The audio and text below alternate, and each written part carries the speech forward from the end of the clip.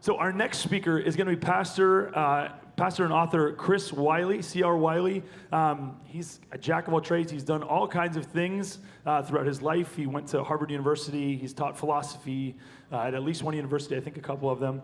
Again, we are super grateful for him and his ministry. He is also one of the hosts of the Theology Pugcast.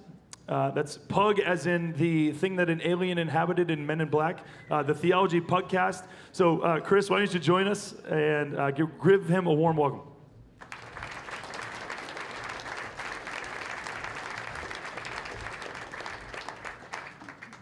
Thanks, Jordan. Am I on? I'll have to get close here. Thanks, Jordan. Great to be with you. And I want to talk about a theme that I wrote a book about entitled Household and the War for the Cosmos. And let's get into it. Just imagine a world without business corporations or social welfare agencies. Where do you suppose people made a living or got help when they needed it? Mostly in households. And that's the way things worked in our civilization up until about 150 years ago. The reason is that a household was an economy. Household economies used to be based on some productive enterprise, usually farming or a trade. Sometimes they were subsistence economies. Other times they produced goods for the market. Either way, they were the economy. They produced food, clothing, and just about everything else. And on top of that, they were social welfare agencies, educating the young and caring for the elderly. The word economy should be a word that I think is on our minds because of the nature of our conference, is derived from two Greek words, oikos, meaning house, and nomos, meaning law. An economy was the law of the house. It directed its members toward a common good. This meant that a household wasn't a building. It was an authority structure. And this is why a father's authority was once unquestioned. People depended on him for so much. Life without him was hard to imagine. He adjudicated household disputes. In a world where the police were never a phone call away, he defended and enforced its boundaries. He spoke for the household's interests in public forums. If you recall the film The Patriot, you can see Mel Gibson involved in all those matters, which just goes to show that it wasn't all that long ago that that was the norm. His job was to govern his household and represent it in the larger community. And he was so important, his untimely death often led to breaking up a household and the distribution of its members to his relations. We can say that a father gave a household its vertical dimension, but verticality didn't begin and end with him. Fathers were subject to higher authorities. Like the centurion that Jesus commended for saying, I am a man under authority, you could say that fathers were just middle management in the cosmos. And this brings me to the most important duty of a father. He represented his household in the cosmic hierarchy. Heavenly laws were the basis of the economy, and the welfare of a household depended on the blessings of heaven. Remember Job and how he interceded for his children. So a father was embedded in a structure he did not invent and had responsibilities he did not choose. As you know, things at home are very different today. Our households are not economies in the old sense. They're more like recreation centers. And we've outsourced productive enterprise to the workplace. And when it comes to family welfare, now the young, the old, the sick, and the out of work all depend on social service agencies. Without a point of reference by which a father and a husband can be said to represent a higher authority, households are now conceived as little more than networks of emotionally satisfying relationships. And marriage is now justified almost exclusively on that basis. When it comes to raising children, dad is now a buddy. And the goal of this friendship is the nurture and the happiness of the child, as in, I just want him, her, it, whatever the chosen pronoun is, to be happy. And the idea that you are duty-bound to your family is not just passé, it's considered oppressive. Duty can't be reduced to emotionally satisfying relationships. Duty impresses a structured hierarchy onto our lives. Duty never says, you do you. Go ahead, do what makes you happy. Duty says, this is who you are. Do what is required. Now, some people think the changes are all for the better, that the old-fashioned households have been replaced by a new open floor plan with lots of room for personal freedom. And the people who think this way think that Christianity must adapt or die. But there are at least two problems with that. First, the freedom these people celebrate is an illusion. We're actually more servile than we've been in a long, long time because we're more vulnerable than ever. Households have been replaced by vast impersonal institutions which use us like interchangeable cogs, and we're seemingly powerless before them. And the other problem is that historically the household, with its hierarchical structure, its roles and duties, was at the center of the Christian faith. Just think about it. God the Father, God the Son. By the way, God the Son, we have primogeniture in practice here. The Son inherits everything. Everything. And the only way you or I get anything is by being united to the Son. We are joint heirs with Christ. Outside of Christ, there is no inheritance. So, in case you haven't guessed, I think we need to bring the old household back. We need to adapt it, of course, to the conditions of our time. Naturally, and as odd as it seems, the conditions for doing so haven't been this good in a long, long time. But there is something else that needs to happen. We need to recover a larger frame of reference to build our houses in. We need to get back to the cosmos. Now, what is the cosmos? When people use the word cosmos today, they tend to use it as a synonym for universe. But the words don't actually convey the same idea. Universe stresses the singleness of reality, something that turns as a whole. That's what it literally means. It's a fine word, and even though we've forgotten its meaning. But similarly, most people don't know what cosmos originally referred to. Now, one of the reasons is pop science. You can see that in that old PBS television series that was entitled Cosmos. I know it's been remade, but I'm thinking about the original one. And I recall the sensation that original series created. It was kind of a coming out party for celebrity atheist Carl Sagan. Sagan revealed the agenda of the program when he famously intoned in its introduction, and I'm not going to try to imitate him, but if you want to hear him in his own voice, it's easy to find this statement. The cosmos is all that is, or was, or ever will be. Our feeblest contemplations of the cosmos stir us. There's a tingling in the spine, a catch in the voice, a faint sensation as if a distant memory of falling from a height. We know we are approaching the greatest of mysteries. It was a clever opening, and we should give Sagan credit, but we should also note that he cribbed it. It's an echo of the words of Christ in the book of Revelation. I am the Alpha and the Omega, says the Lord God, who is and who was and who is to come, the Almighty. But amid voices that we can hear in terms of the echoes in Sagan's introduction, we should also hear the Apostle Paul from Ephesians. Cosmos is a word that he uses repeatedly. For example, in Ephesians chapter 1, verse 4, you wouldn't know it since we usually translate the Greek word cosmos with the English word world.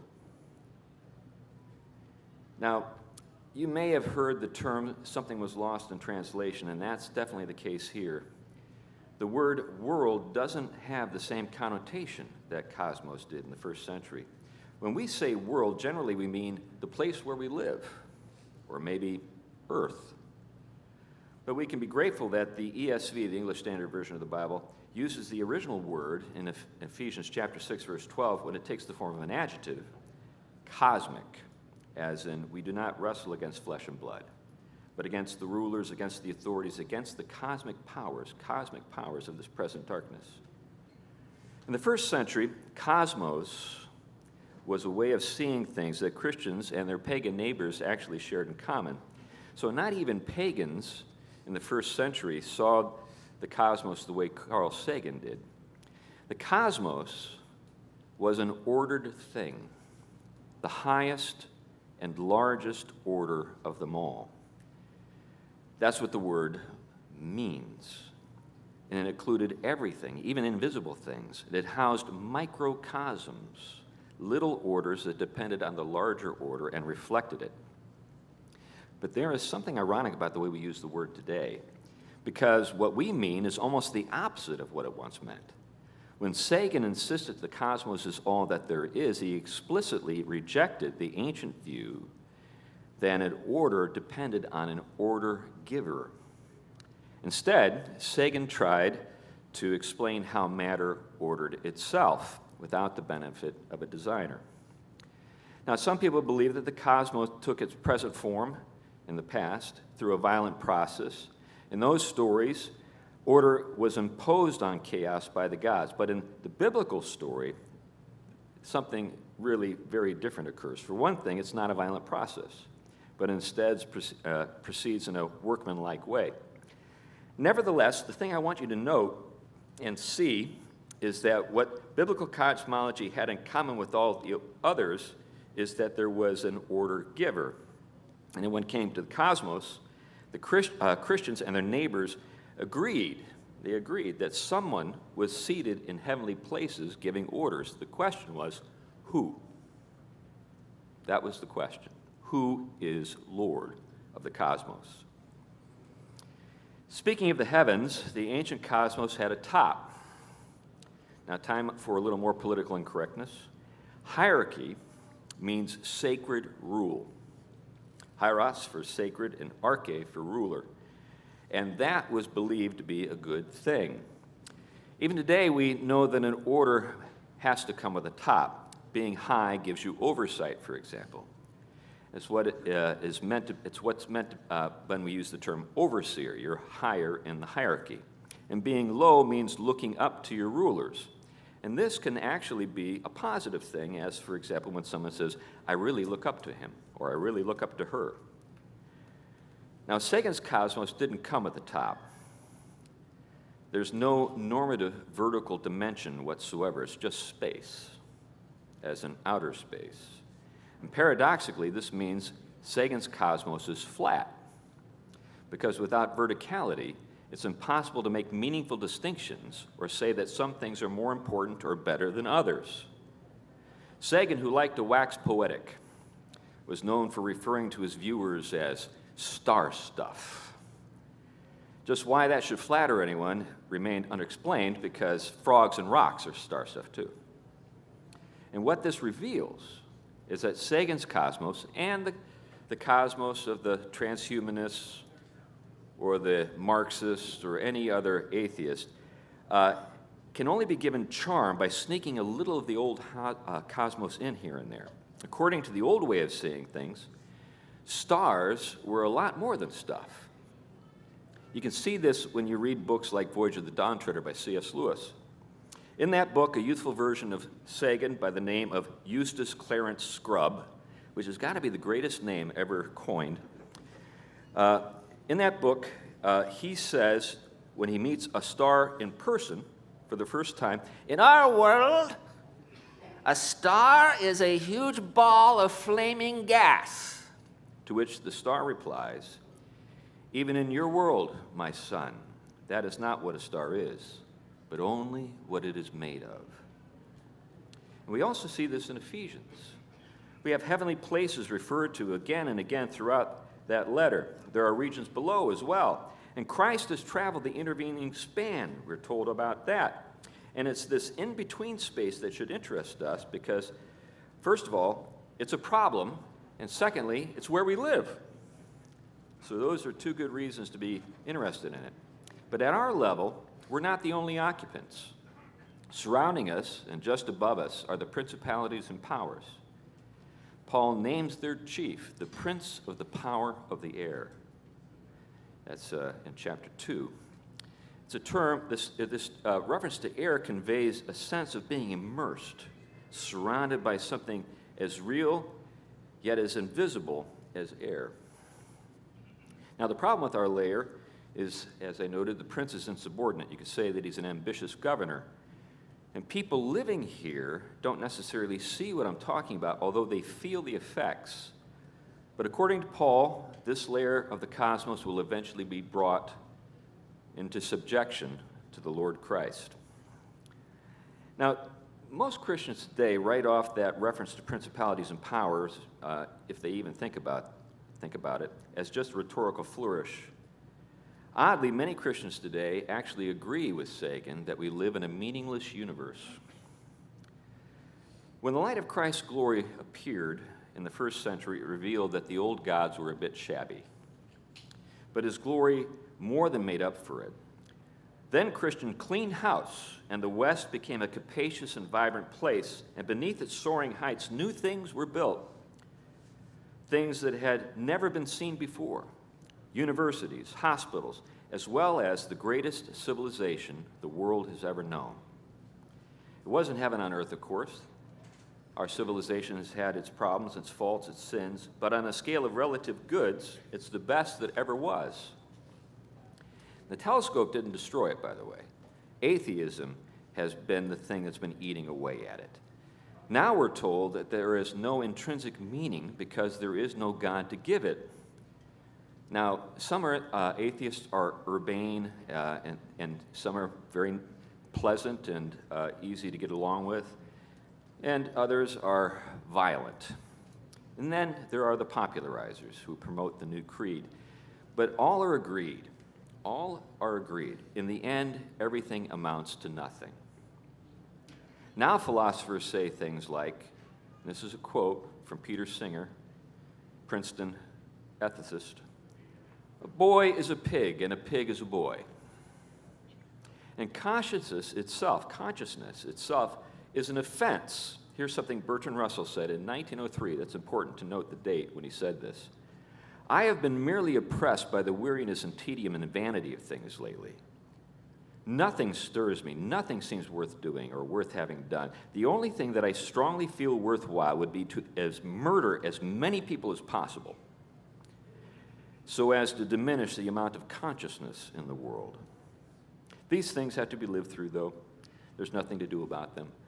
Well, there were some people that tried to do something about it, and that is what we think of when we think about the Bolshevik Revolution or the Second World War.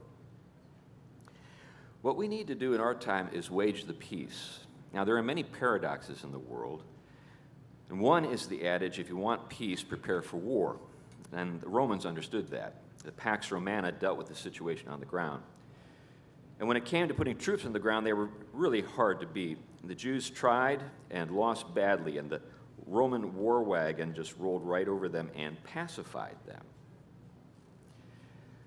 Now, we can still see the outcome of that celebrated in Titus's Arch of Triumph in Rome, where on the bas relief you can actually see the things that they had gotten from the Second Temple in Jerusalem and brought back to Rome, depicted. Now, before that, Rome had gotten its own house in order. The Republic was constitutionally incapable of keeping the peace over the vast territory it ruled, and standing armies were financed directly by their generals. So civil war had been practically inevitable. In the end, Augustus defeated his rivals, and from that point, there was no going back to the old way of doing things. Now, from the perspective of the people on the ground, this is an important thing to know. That was a good thing. Those wars had leveled cities. The triumph of Augustus was celebrated in works of art, and among them was Gemma Augustae, a carving dating from about the 2nd or 3rd decade of the 1st century. In other words, it's something that was created while the Lord Jesus Christ was walking in Israel, walking around it. Not long before Paul actually wrote the book of Ephesians, or his letter to the Ephesians. Now, the gem shows the emperor. If I could show it, I would show it to you because it's fascinating to see it. The gem shows the emperor seated in heavenly places, declaiming or making rules or laws. We know it's a heavenly place because he's surrounded by the gods. The gods surround his divan as he's seated there. But I hope you know or can see what this implies. Christians believe that Christ is Lord in the same way that Romans believed that Caesar Augustus was Lord. Christ made rebellious authorities submit, just like Augustus. And that is why he is now seated in a heavenly place. And he also governs a capacious household where former enemies now live together in peace. Now, what does this waging the peace look like? Augustus commissioned Virgil, the greatest poet of that time, to compose an epic that told the story of the founding of Rome and why Rome was destined to rule the world. It's called the Aeneid. And its protagonist was none other than the Trojan hero Aeneas. Romans believed, by the way, that they were descended from the Trojans, who had fled Troy after it was destroyed in the Trojan War, which in their minds meant that when they swept over the Greek-speaking world and subjected it, it was payback for what had happened. And as you may have guessed, but let me go on to say, Jews also had their own epic, and that is found in the Bible. And it begins with the story of Abraham. They also believed that they were the heirs of the world. Check out Romans chapter 4, verse 13. So it's not hard to see that the world, which is one thing, isn't big enough for two heirs. Now, there's another similarity between the story of Aeneas and Abraham that I'd like to note, and that is both end in a marriage. In the Aeneid, Aeneas wages war for a princess, and when his warfare ends, he will take his throne and reign with her. And Abraham's story ends in remarkably the same way, albeit Abraham is not the one that wages the war for a queen. That's the job of his heir, the son of David. After he wins the greatest victory of all, he wins his bride. And the Bible ends with their wedding day in Revelation chapter 21. And after that, they live happily ever after. Which brings me back to the household. Christian households are more than an economy. If making a living is all there were to it, we might as well just let the corporate economy replace it. But that isn't all there is to it. We get a glimpse of the more to it when we look at another politically incorrect thing. The passage Paul presents to us, or this statement that Paul makes in Ephesians chapter 5, verses 22 through 33. And yes, I'm actually going to read it. Most churches don't even read this from the pulpit today. And here's how it goes. Wives, submit to your own husbands as to the Lord. For the husband is the head of the wife, even as Christ is the head of the church, his body, and is himself its Savior. Now, the church submits to Christ, so also wives should submit in everything to their husbands. Husbands, love your wives as Christ loved the church and gave himself up for her, that he might sanctify her, having cleansed her by the washing of water with the word, so that he might present the church to himself in splendor, without spot or wrinkle or any such thing, that she might be holy and without blemish. In the same way, husbands should love their wives as their own bodies. For who loves his wife loves himself. For no one ever hated his own flesh, but nourishes and cherishes it just as Christ does the church, because we are members of his body.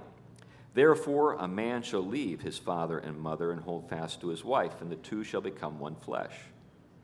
This mystery is profound, and I am saying that it refers to Christ and the church.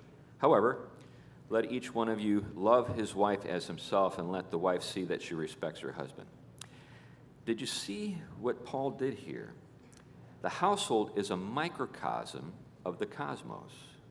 The duties of husbands to wives and wives to husbands reflect a higher order, and that order points to the end of the world.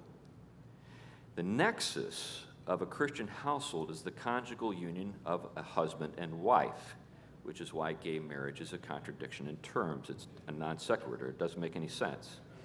In both Genesis and Ephesians, we're told that it amounts to one flesh.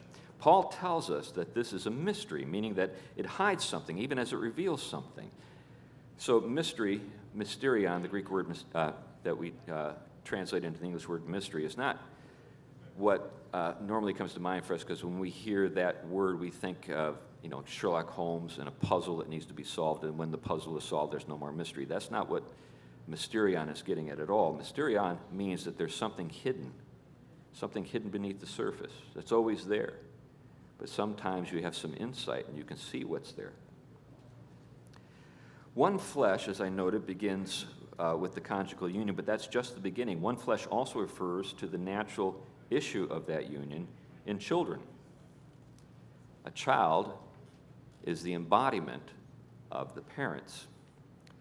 Now, it goes even beyond that. It's a union of interests and goods and a common life. And this is where something like Bitcoin comes in. And by the way, I own Bitcoin, just so you know.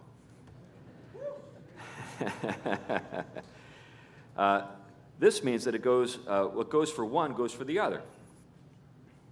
And Paul tells us that all of this applies to Christ and the church. What belongs to the church belongs to Christ, and what belongs to Christ belongs to the church, because why? They are one flesh. The new covenant made this connection. Here's why. Because sinners were condemned to die, Christ died for his chosen bride. And because Christ was raised and glorified, the church is raised and glorified too. In the Reformed tradition, this is called double imputation. It's a form of moral accounting. But what it accounts for is the one flesh union of Christ and the church. And I hope you see what this implies. It means that in a real way, a Christian household is a picture of the end of the world. What I mean is that it shows us the purpose of this world, the cosmos, and it shows us what the new world, Cosmos 2.0, will look like. It's like a sign that reads, "This is the way the world will end, not with a bang or even with a whimper, but with wedding bells." Thank you.